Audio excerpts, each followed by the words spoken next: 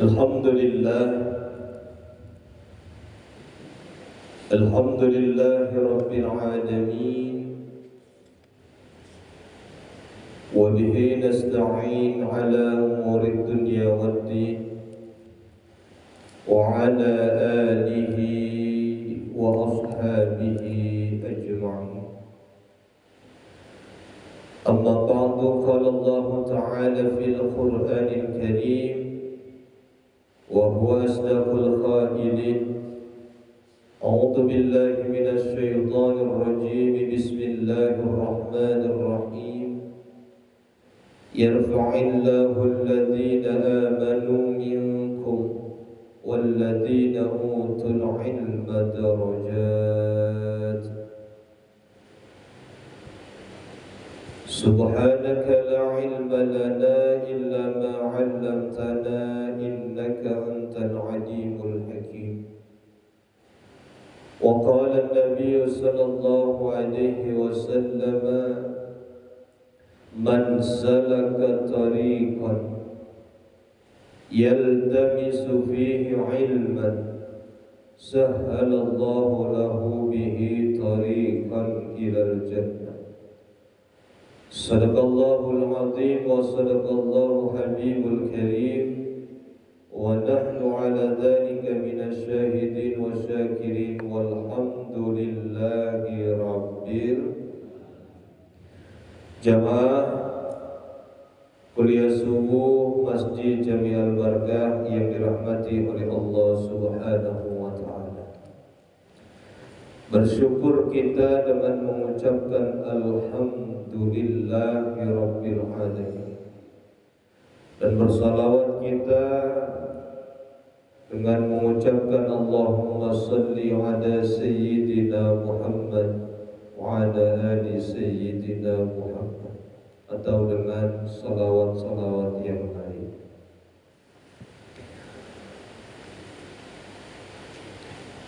Dengan harapan ketika kita membaca salawat, kalau di hari kiamat nanti kita diakui sebagai umat Nabi Muhammad sallallahu alaihi wasallam dan kita mendapatkan syafaatnya kelak di hari kiamat nanti.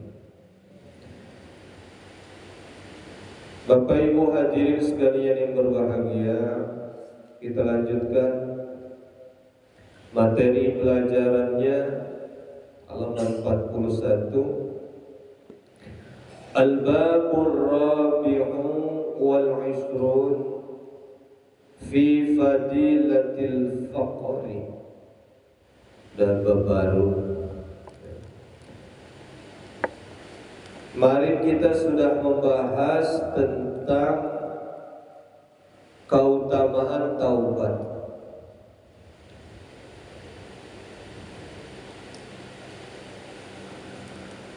Keutamaan taubat, hadis yang terakhir di bab keutamaan taubat adalah Ajlu bit-taubati qoblal maut. Buru-burulah kita taubat sebelum kita meninggal dunia. Sebelum nafas sampai di tenggorokan dan habis, maka cepat-cepatlah kita taubat sebelum kita meninggal dunia. Jangan sampai kita menyesal belum taubat, kita sudah dipanggil oleh Allah Subhanahu wa ta'ala. Jangan sampai kita menyesal seperti orang yang duitnya banyak tapi gak pernah disedekahin ke masjid. Wa anfiqu mimma razaqnakum min qabli an ya'tiya ahadakumul maut. Dan sebagian orang yang menginfakkan hartanya di jalan Allah Jangan sampai salah seorang di antara kita meninggal dunia, dia belum menyedekahkan hartanya. Lalu pas udah tahu keutamaan sedekah,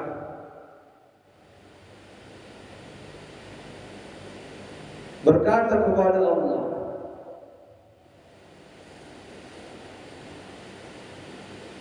ya Allah, hidupkan saya lagi walaupun sesaat, saya akan menyedekahkan semua harta saya. Kata Allah, udah terlambat. Kemarin kemana lagi hidup, hartanya banyak banget juga disedekahi. Giliran udah meninggal dunia, diadili, dihisab, ditanya, dan tahu keutamaan fadilahnya sedekah, minta dibalikin lagi, minta dihidupkan lagi walaupun sesaat dia mau sedekahin hartanya. Udah gak berarti. Sama juga, mobilnya banyak, hartanya banyak, ya, dia kagak sedekahin. Giliran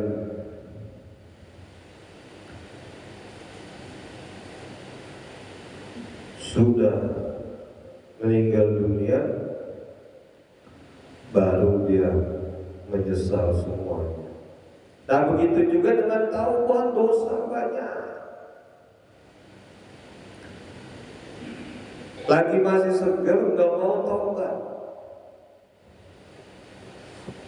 gak mau ibadah, giliran sudah meninggal dunia, ketika dihisab di padang mahsyar, baru menyesal. Sudah tidak berarti karena sudah meninggal dunia. Wa ajjilu bis-shalah qabla al-fawt. Dan cepat-cepat sholat sebelum waktunya habis. Dan kemarin hadis yang terakhir begitu tuh, di bab taubat. Jangan mentang-mentang kedengeran nih suara mic ke rumahnya, ya, baru Bang Ali baru azan, jangan gitu. Bapak Ali mana? Bapak Ali masuk malam, baru azan gitu kan, baru qomat, bentar, baru rakaat pertama, terus baru akhirnya kagak ke masjid tuh dia. Tanggung nih ngaretin tinggal 4, tinggal 5. Tanggung ini nyambung daster nih.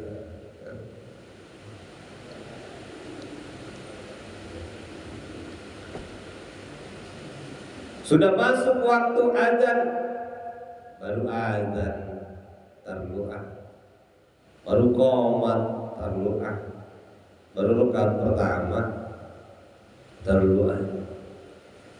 Gitu juga sholat Jumat. Kita udah bahas semua itu, ibadah-ibadah keseharian. Yang datang pertama, sop pertama, barisan kedua, barisan ketiga, keutamaan-keutamaannya kita sudah bahas semua. Jangan mentang-mentang rumahnya dekat, ya, baru azan, ntar kalau udah khotib naik ke atas mimbar, baru khutbah pertama, ntar kalau khutbah kedua, banget.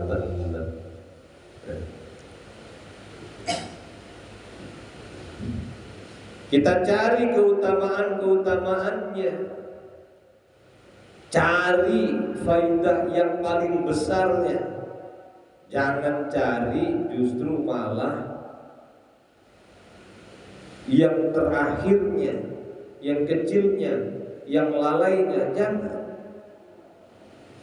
Atau bahkan ibadah kita tidak bernilai di hadapan Allah Subhanahu wa ta'ala.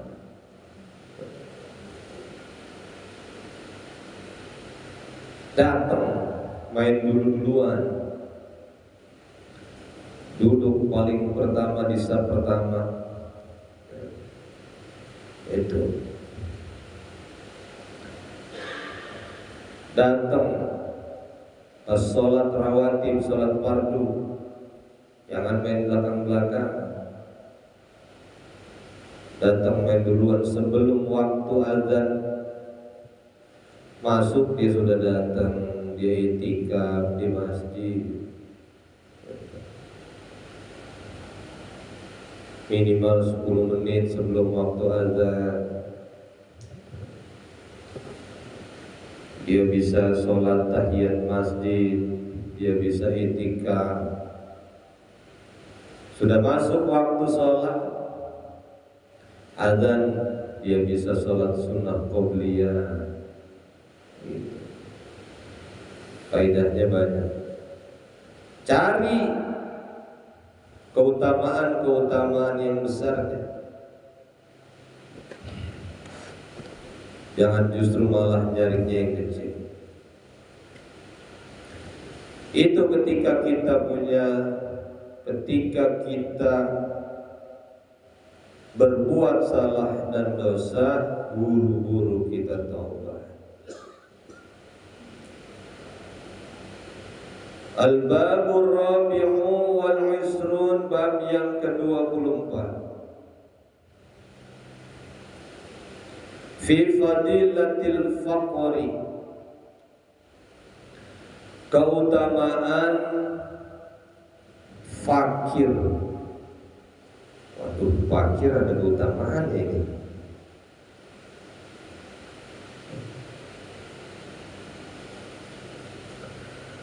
Bab yang ke-24 ini membicarakan tentang keutamaan fakir. Ada fakir, ada miskin, beda ya. Fakir sama miskin beda.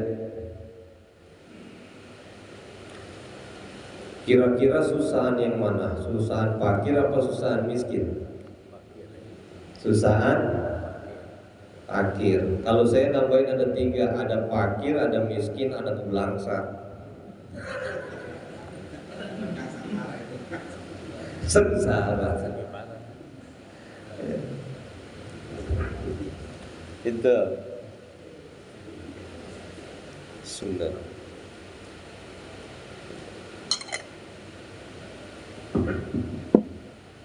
Tapi biasanya orang nyebutnya fakir miskin begitu, dijadiin satu. Itu sebetulnya beda. Fakir beda, miskin beda.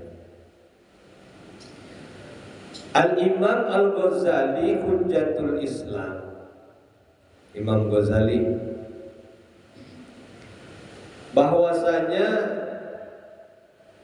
mendefinisikan fakir adalah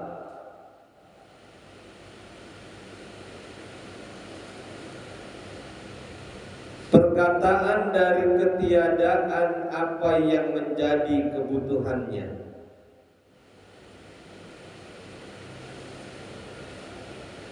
Adapun ketiadaan apa yang tidak menjadi kebutuhannya, maka tidak dinamakan fakir.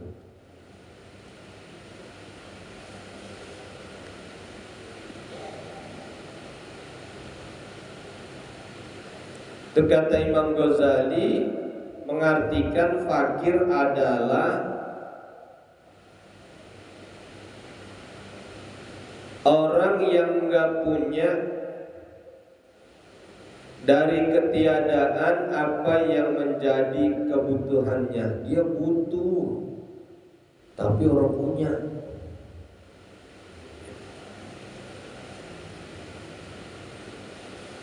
Allah memberikan apa yang kita butuh, bukan apa yang kita pengen. Paham apa gitu? Allah ngasih apa yang kita butuh, bukan apa yang kita pengen. Kalau kita mau pengen, semuanya juga kita pengenin ya. Pengen punya mobil ini, kita padahal belum butuh tuh. Kata Allah, kamu mau belum butuh, makanya saya gak kasih. Emang parkirannya juga engkau.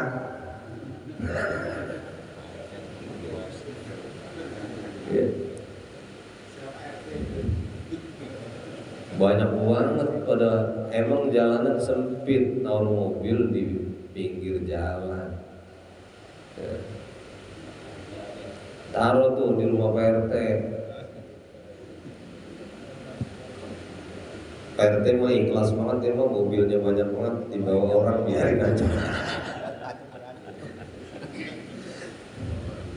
Ikhlas Pak RT mah.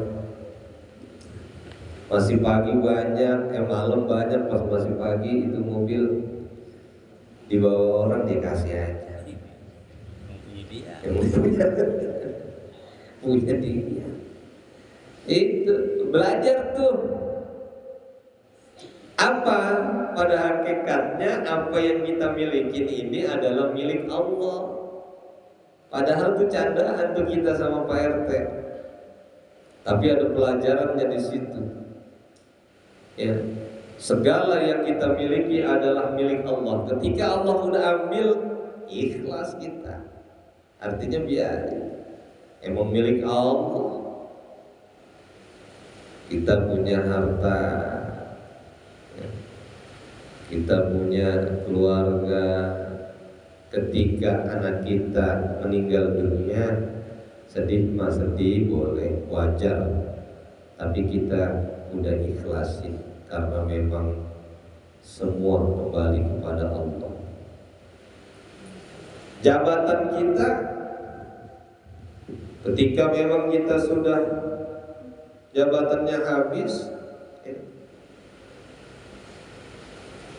ya udah kita ikhlasin karena memang itu sifatnya sementara.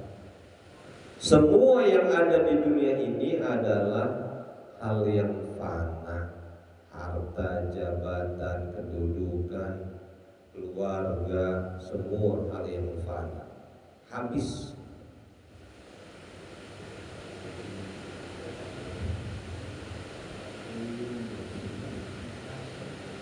Ini fakir ini kebutuhannya aja nggak ada.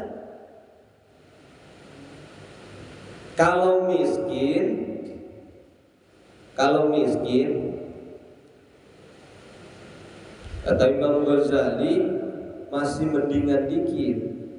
Yang dia butuhkan 100.000, ya, yang dia butuhkan 100.000 nih, tapi dia dapatnya cuma 80.000, masih kurang 20.000.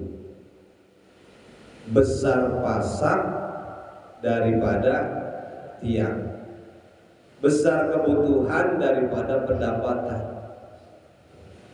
Itu miskin, masih mendingan daripada fakir. Kalau fakir emang kebutuhan dia tidak tercukupi, emang kagak punya.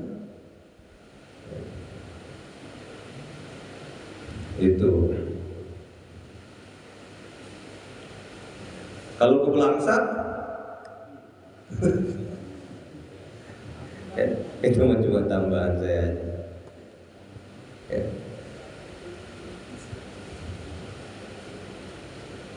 Kita lihat hadisnya, waqala Nabi sallallahu alaihi wasallam, al-faqru azyanu 'alal mu'min minal 'idharil hasani 'ala khaddil farasi.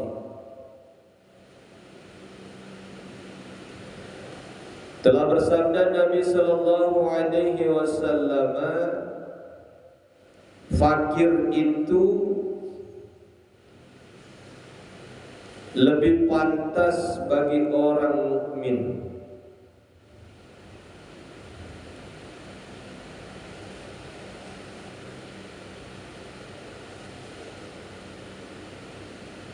daripada tali kekang yang baik di pipi kuda, minal idzaril hasani ala khaddil farasi.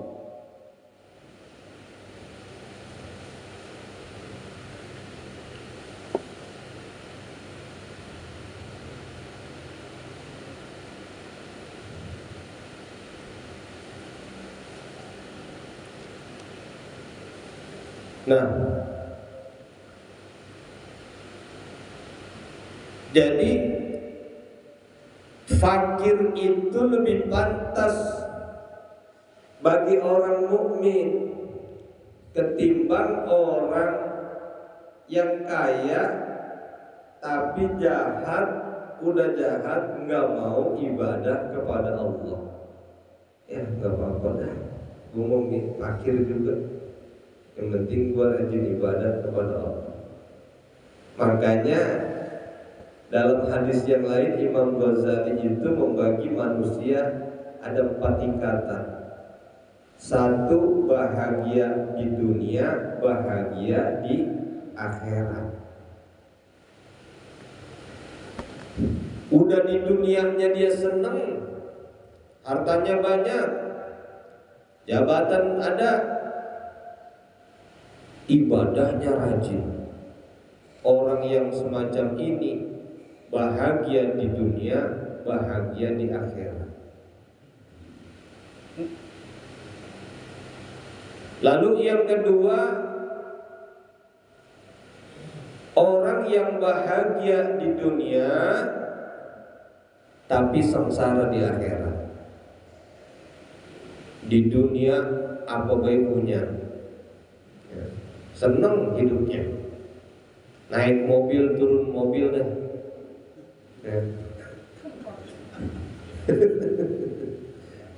Nah, kalau naik mobil turun mobil apa aja tuh? Ya.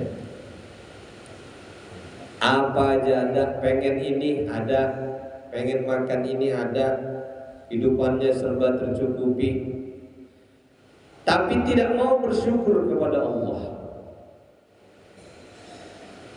Harta yang saya punya miliki kan karena saya, bukan karena Allah. Sombong.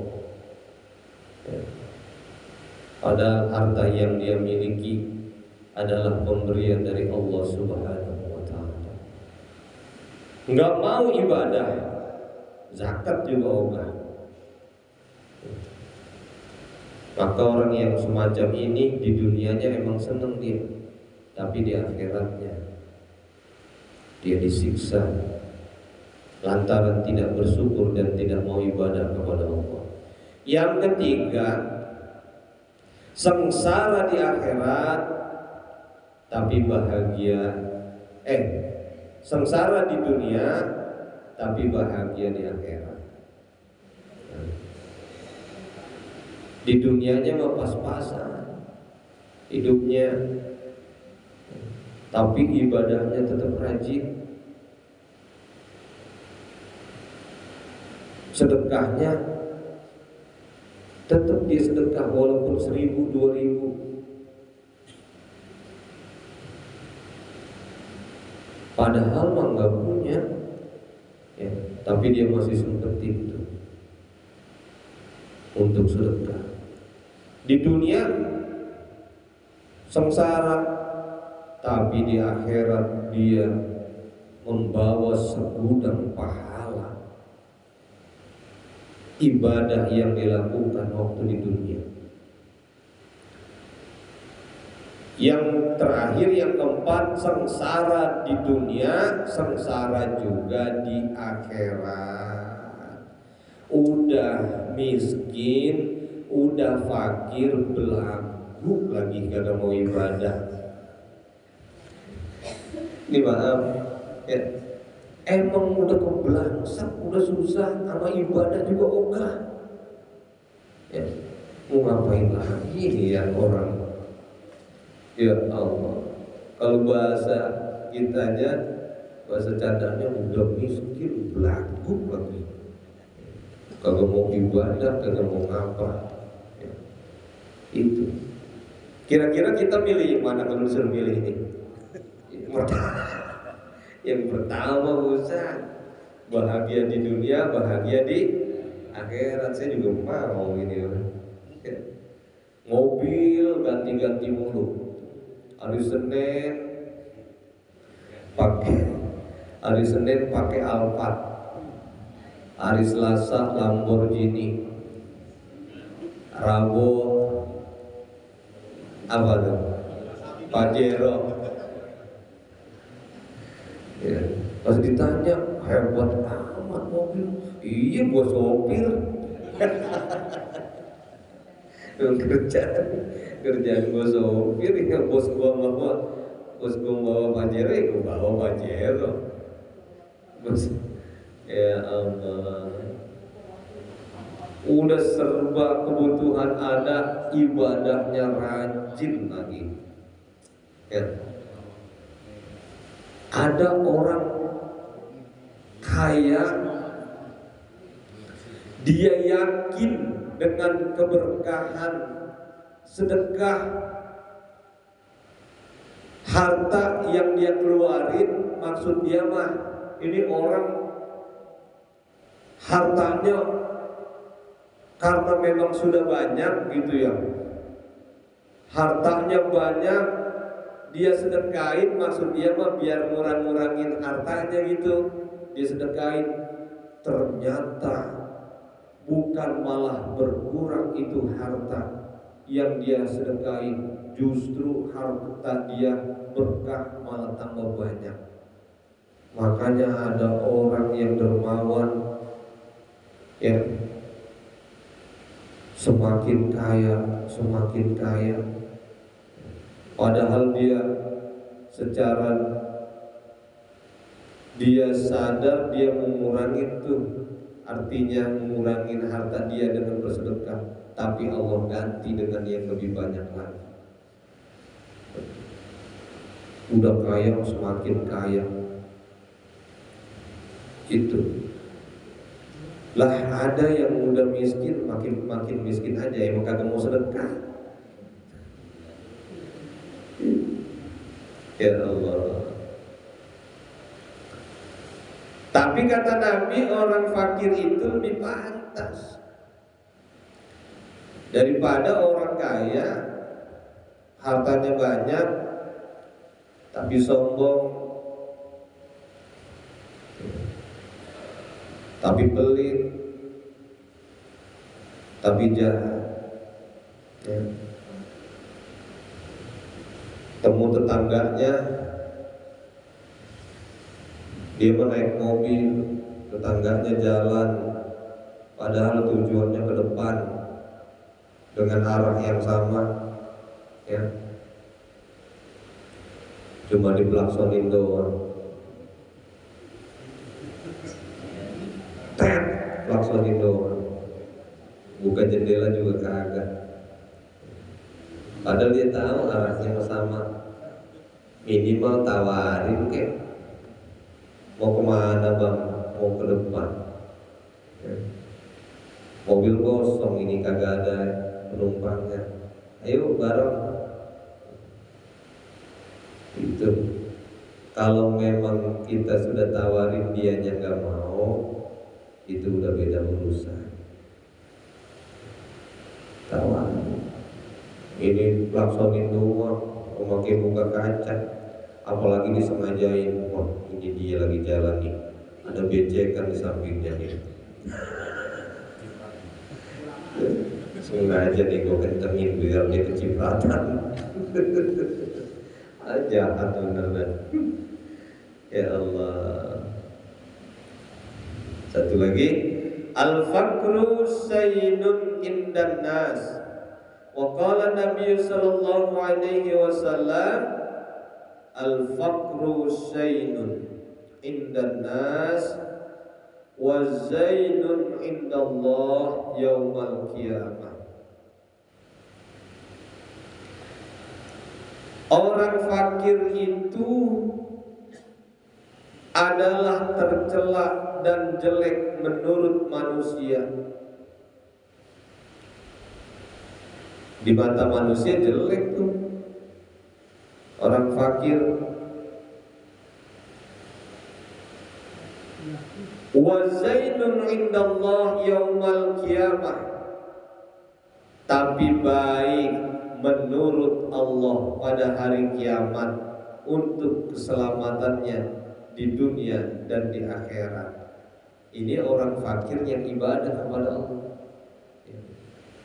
Di mata manusia itu orang fakir, rumahnya aja udah mau rubuh, tiangnya udah meleot. Itu di mata manusia. Tapi dia rajin ibadah kepada Allah. Yang ngomong tadi, yang ngomong itu orang rumahnya jelek amat sih, gentengnya udah pada merosot, tiangnya udah berubuh antuk. Dia ngomong begitu kagak ibadah. Ya. Syainun indan nas, di mata manusia dinilai jelek. Rumah dia mah di rumah ini yang ngomong tadi di sampingnya itu bertingkat. Kalau kita foto nih, kita foto bedanya jauh banget tuh. Yang satu rumahnya bertingkat mewah, yang satu udah berubuh. Ya. Itu yang ngomong begitu tadi dia lupa. Ketika orang kaya meninggal dunia, ketika orang fakir meninggal dunia, tempatnya sama. Di mana? Kuburan.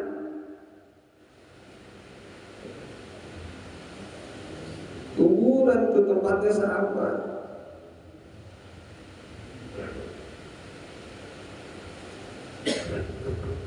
Itu. Padahal rumah yang abadi adalah kuburan. Orang kaya meninggal ya kuburan ini. Orang miskin meninggal ya ini tempatnya kuburan. Padahal lupa. Ketika rumah yang abadi, ketika dia sudah meninggal dunia, ternyata kuburannya sama. Cuma 2,5 meter kali 1. Itu dia juga sama. Ketika di dunia, ketika di foto beda banget. Rumah yang sebelah kanan tingkat mewah, yang sebelah kiri rumah orang fakir. Ya. Asbesnya udah pada terangkat. Ini di mata orang ini jelek, di mata manusia jelek. Akan tetapi wa zainun indallah yaumal qiyamah. Ternyata dia asbab dia rajin ibadah kepada Allah, tapi baik menurut Allah pada hari kiamat. Itu intinya apa? Walaupun kita fakir, walaupun kita gak punya, tapi ibadah kepada Allah tetap kita laksanakan. Ya Allah, mau nyumbang, mau sedekah ke masjid, gak ada duitnya, doain. Pakai tenaga dulu, pakai tenaga juga udah gak kuat, doain. Setiap ada kegiatan-kegiatan syiar Islam, doain. Ya.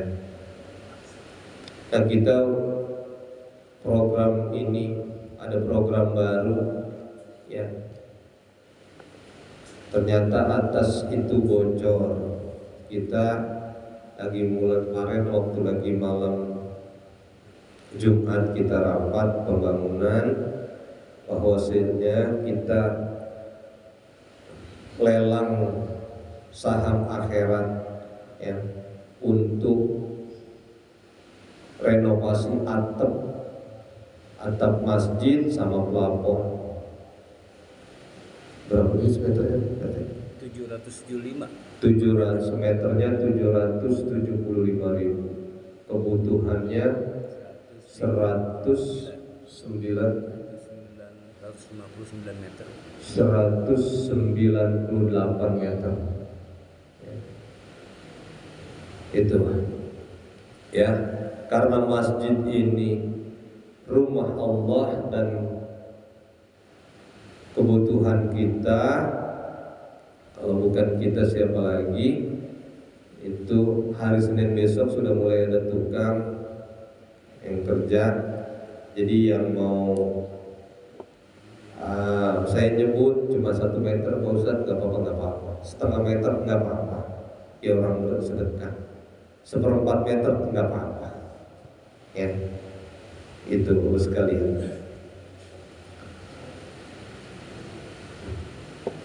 Jadi, nah, mungkin nanti ketemu hadisnya. Ini penjabarannya saja. Tafsirannya, dalam satu riwayat disebutkan para nabi yang terakhir masuk surga adalah Nabi Sulaiman. Nabi Sulaiman bin Daud masuk surga paling belakang. Kenapa? Karena Nabi Sulaiman punya kedudukan di kerajaannya. Dan sahabat yang paling akhir masuk surga adalah Abdurrahman bin Auf. Kenapa? Karena Abdurrahman bin Auf adalah sahabat yang paling kaya.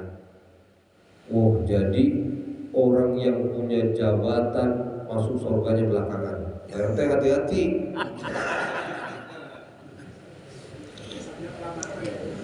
Ditanya dulu tuh, ya. Ditanya dulu. Masuk surganya belakangan orang yang punya jabatan. Iya. Karena kullukum ra'in wa kullukum mas'ulun an ra'iyati. Setiap diri kita adalah pemimpin dan akan dimintai pertanggungjawaban di hadapan Allah. Ya. Seorang pejabat akan dimintai pertanggungjawaban oleh Allah atas jabatan yang dia pimpin.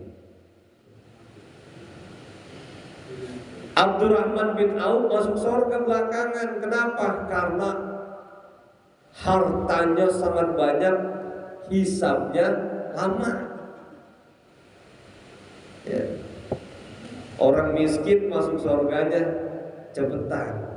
Ya, paling pertama. Kenapa? Ya apa yang mau dihisab, apa yang mau ditanya. Tapi orang miskin yang ibadah. Kalau orang miskin kayak ibadah tadi tuh golongan yang terakhir, udah sengsara di dunia, sengsara juga di akhirat. Ya. Tuh. Malaikat apa capek ngitung nanya Abdurrahman bin Auf, dari mana harta kau dapatkan, kemana harta kau belanjakan. Ya, jawabannya panjang Abdurrahman bin Auf. Makanya sahabat yang masuk surga belakangan adalah Abdurrahman bin Auf. Tapi giliran dia fulan, giliran dipanggil orang miskin, ya dari jalannya udah ketahuan. Kata malaikat dari jalannya udah ketahuan ini orang susah ini mah. Orang RT 05 ini kayaknya.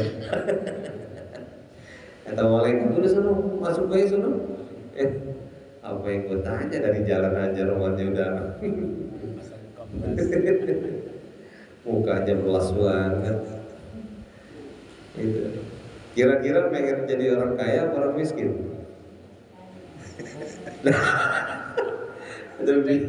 Pada bingung jawabannya. Orang kaya masuk surganya belakangan, orang miskin masuk surganya duluan.